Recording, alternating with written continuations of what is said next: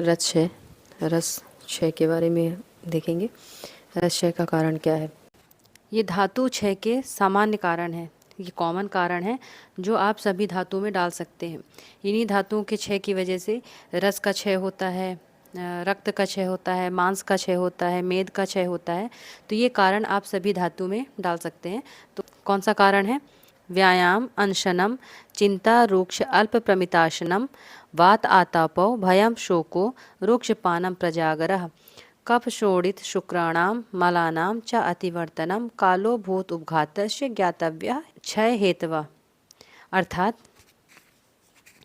व्यायाम, ज़्यादा व्यायाम करना, अति व्यायाम करना, उससे भी धातु का क्षय होता है।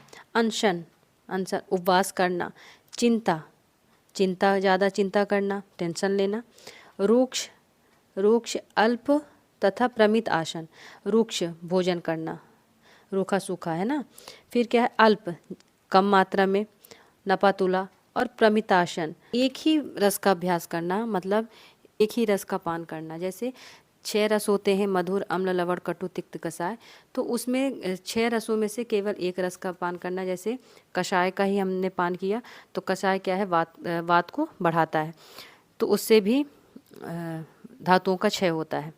फिर क्या है? वात आतापो, वात और आतप, धूप का अधिक सेवन करने से, आतप यानी धूप का अधिक सेवन करने से। भय, शोक, रूक्षपान, प्रजागरा। ठीक, तो भय करना, शोक ज़्यादा करना, किसी चीज़ को लेकर दुखी ज़्यादा होना, मानसिक विकार जो होते हैं। और रूक्षपानम, मतलब रूक्ष मद्यों का सेवन करना, जो रूक्ष मद्यपान होते हैं उनका सेवन करना। प्रजागरा से मतलब है रात्रि में जागरण करने से भी वात की वृद्धि होती है। कफ शोणित शुक्राणाम, मतलब कफ, शोणित का मतलब रक्त होता है, तो कफ, रक्त और शुक्राणाम, मलानाम, मल का चा अतिवर्तनम, ज़्यादा निकलना भी धातु क्षय का लक्षण होता है। कालो भूत उपघातस्य, ठीक, तो काला अनुसार, तो काल के अनुसार वृद्धावस्था में देखते हैं कि किस दोष की वृद्धि होती है, तो वात की वृद्धि होती है। और आदान काल में भी, है ना। तो आप ये देख सकते हैं कि अगर हम अवस्था के अनुसार जाएंगे, काल के अनुसार जाएंगे, तो जैसे युवा अवस्था में पित्त की वृद्धि होती है, बाल्यावस्था में कफ की वृद्धि होती है। फिर भूत उपघातस्य, तो भूत प्रेत बाधावश शरीर की धातुओं आदि का क्षय होना तथा शरीर क्षीण। अब इन कारणों से क्या है? शरीर जो है वो क्षीण हो जाता है। यह सब कारण जो है वो वात को छोड़कर सभी धातुओं के क्षय का कारण होती हैं, क्योंकि ये वात को बढ़ा रही हैं। तो इसमें क्या है कि वात को छोड़कर सभी धातुओं का क्षय का कारण होती हैं। रस क्षय के लक्षण आचार्य चरक जी के अनुसार, घट्टते सहते शब्दम न उच्चैर द्रवति शूल्यते, हृदयम ताम्यति, स्वल्पचेष्टस्यापि रसक्षये। अर्थात घट्टते का मतलब घिसना होता है ना। हड्डियाँ एक दूसरे से जब टकराव करती हैं, घिसती हैं, तो अर्थात अस्थियों की टकराव से उत्पन्न शब्दों का होना अथवा हृदय पर इसका घर्षण महसूस होता है। तो जब अस्थियां एक दूसरे से टकराती हैं तो हृदय में इसका घर्षण महसूस होता है। दूसरा है सहते शब्दम ना उच्चै, मतलब सहते, सहना, शब्द मतलब शब्द, ना मतलब नहीं, उच्चै मतलब ऊंचा, मतलब ऊंचे स्वर को, उच्च स्वर को सहन नहीं कर पाता है, शोरगुल पसंद नहीं करता। द्रवति, अल्प परिश्रम करने पर ही हृदय में घबराहट होने लगती है।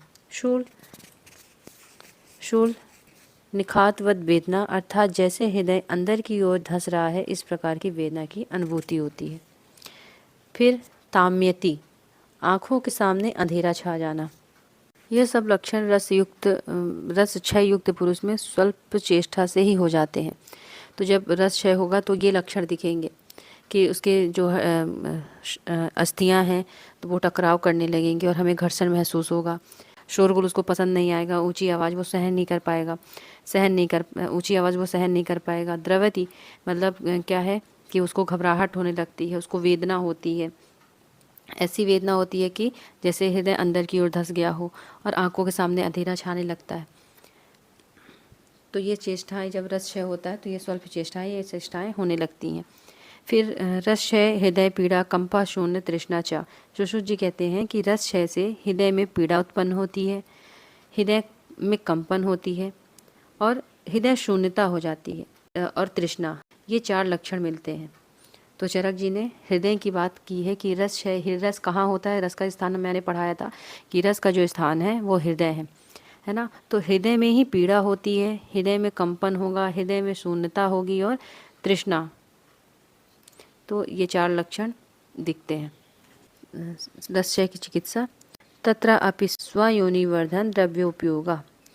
सभी प्रकार के धातु क्षय की चिकित्सा बताते हुए आचार्य सुश्रुत कहते हैं कि स्वयोनिवर्धन द्रव्यों का प्रयोग करना चाहिए। तो स्वयोनिवर्धन, जिस योनि की कमी से कोई धातु क्षय हो रही है उसकी कमी को पूरा करना। जिस धातु का क्षय हो उस धातु के समान योनि वाली द्रव्यों का प्रयोग करके उस धातु को बढ़ा सकते हैं। रस धातु की अगर वृद्धि हो जाती है तो क्या लक्षण दिखेंगे? रसो अतिवृद्धौ हृदय उत्क्लेदम प्रसेकम च अपाद्यति। अर्थात रस धातु की अतिवृद्धि होने पर हृदय का उत्क्लेद, हृदय उत्क्लेद, हिरलास या नौजिया, वोमिटिंग उसको लगेगी, सलाइवेशन, लाला स्राव। तो जब वोमिटिंग लगती है तो मुंह में सलाइवेशन होता है। मतलब इसमें क्या है, हृदय का जब उत्क्लेद होगा तो लाला स्राव भी होगा, सलाइवेशन भी होगा। तो ये 2 लक्षण रस वृद्धि में मिलते हैं। अष्टांग हृदय में रस वृद्धि के लक्षणों पर विशेष टिप्पणी करते हुए कहा है कि रसो अपि श्लेष्मवत्। तो रसो अपि श्लेष्मवत् मतलब रस की वृद्धि जो है श्लेष्मा वृद्धि जैसी होती है। श्लेष्म अग्नि सदन प्रसेक कालस्य गौरवम श्वैत्य शैत्यल लथांगत्वम श्वास कांस अतिनिद्रता। रसो अपि श्लेष्मवत् अर्थात रस वृद्धि श्लेष्म वृद्धि जैसी होती है। श्लेष्म वृद्धि में जो लक्षण मिलते हैं वही रस वृद्धि में भी लक्षण मिलते हैं। तो अग्नि सदनम, तो अग्नि सदन का मतलब होता है मंदा अग्नि, अग्नि का मंद हो जाना। प्रसेक, प्रसेक सलाइवेशन, लाला स्राव। आलस्य लेजीनेस। गौरवम गुरुता होना, शरीर में गुरुता होना।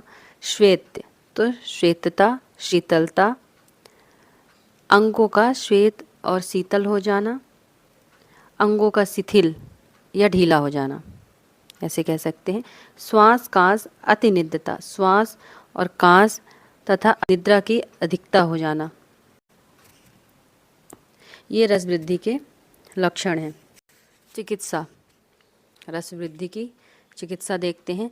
तेषाम यथा स्वयं संशोधनम क्षपणम च क्षयाद वृद्धय क्रिया विशेषय प्रकुर्वी। अर्थात आचार्य सुश्रुत धातु मलों की अतिवृद्धि होने पर समान चिकित्सा सूत्र बताते हुए कहते हैं कि धातु मल एवं उपधातु की वृद्धि की चिकित्सा संशोधन एवं क्षपण। तो संशोधन और क्षपण, क्षपण का मतलब संसमन आदि विशेष प्रकार की क्रियाओं द्वारा की जानी चाहिए। तो संशोधन चिकित्सा में जो अंतःशोधन किया जाता है शरीर का, जैसे बमन जो है कफ के लिए है, विरेचन जो है वो पित्त के लिए है और बस्ती जो है वो वात के लिए है।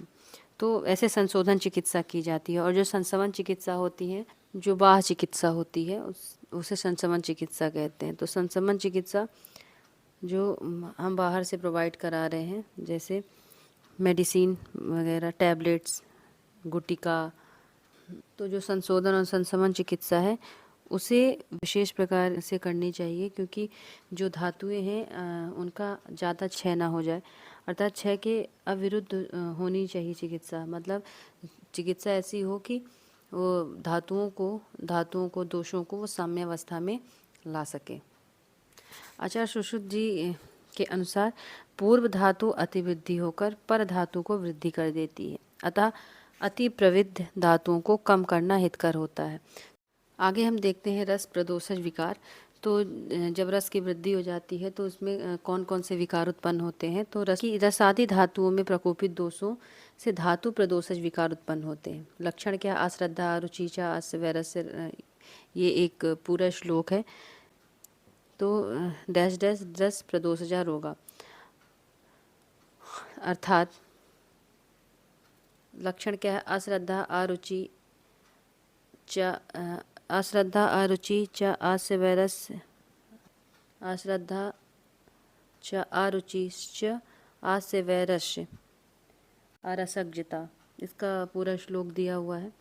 रस प्रदोषज विकार क्या है कि अश्रद्धा उत्पन्न होने लगेगी। अगर रस की वृद्धि हो गई और उससे विकार उत्पन्न होता है तो अश्रद्धा, खाने का मन नहीं करेगा, अरुचि, भूख न लगना अथवा खाना अच्छा न लगना, आज से वैरस, मुख का स्वाद बदल जाना, अरसज्ञता, रस का ज्ञान न होना, हृदयास, नौजिया, गौरव, हैवीनेस, उसको हैवीनेस लगेगी, तंद्रा, अंगमर्द, अंगों में पीड़ा हो जाना, ज्वर, फीवर होना, तम, आंखों के सामने अंधेरा छा जाना, पांडुवर्णता, स्रोतोरोध, क्लैव, साध, कृष्टा, अग्निमांद, वलय, पलित, गौरव, हैवी सा लगने लगेगा उसको, अंगमर्द, अंगों में पीड़ा उत्पन्न होगी। जब अंगों में पीड़ा रहेगी तो ज्वर भी रहेगा। ज्वर कहते हैं ना, ज्वर है तो इसीलिए पीड़ा बनी हुई है। आँखों के सामने अंधेरा छा जाना, पांडुवर्णता, ठीक है, तो उसके पूरे शरीर में पांडुवर्णता आ जाएगी, मतलब पेलनेस आ जाएगी। स्रोतों का अवरोध होने लगेगा, ऑब्स्ट्रक्शंस होने लगेंगे, क्लैविन पोटेंसी होने लगेगा, जल्दी थकने लगेगा वो, वीकनेस भी बहुत ज़्यादा रहेगा, इंडाइजेशन रहेगा, वलय, असमय ही झुर्रियाँ पड़ने लगती हैं, और पलित, असमय ही उसके बाल जो है पकने लगते हैं, और जो बाल का कलर होता है गोल्डन कलर बाल निकलने लगते हैं। यह रस प्रदोषज विकार है, यही स्रोतोदुष्टि के लक्षण भी हैं। सुश्रुत ने भी यही रोग बताए हैं। तो यही जो हमने पढ़े कि रस प्रदोषज विकार क्या है, और यही स्रोतों की दुष्टि के लक्षण भी हैं। जब इस स्रोतों में दुष्टि हो जाती है तो यही लक्षण निकलते हैं। चिकित्सा, हम रस प्रदोषज की चिकित्सा देखेंगे। आचार्य चरक जी के अनुसार रसजनानां विकाराणां सर्वलंघनम औषधम, अर्थात रस प्रदोषज विकारों में लंघन कर्म को ही सर्वोत्तम चिकित्सा माना गया है। क्यों? क्योंकि इसमें जो रस वृद्धि के जो लक्षण दिख रहे हैं उसमें सब में कफ का सानिध्य दिख रहा है ना, तो इसमें लंघन की चिकित्सा सर्वोच्च चिकित्सा बताया गया है। रस की प्रधानता, रसजम पुरुषम विद्याधृशम रक्षेत प्रयत्नतः अन्नात् पानाच्च मति मान आचारच च अप्यतंद्रिता, अर्थात इस प्रकार पुरुष को रसज माने और रस की रक्षा बुद्धिमान पुरुष, मतिमान बुद्धिमान पुरुष आलस से रहित होकर अन्न पान एवं आचार के द्वारा करें। स्वस्थ वृत्त में बताए गए आहार विहार का पालन करते हुए इनकी रक्षा करें। आहार विहार का पालन करते हुए इनकी रक्षा करनी चाहिए।